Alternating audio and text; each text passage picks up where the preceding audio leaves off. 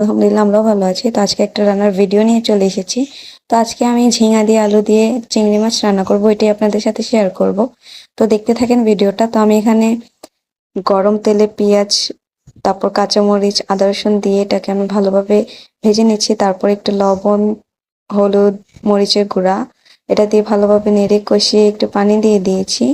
তারপর এটাকে ভালোভাবে নেড়ে কিছুক্ষণ কষানোর পর তারপর চিংড়ি মাছগুলো দিয়ে দিয়েছি। মেন কথা হচ্ছে আমি চিংড়ি মাছ দিতে ভুলে গিয়েছিলাম, তাই একটু দেরিতে দিয়েছি।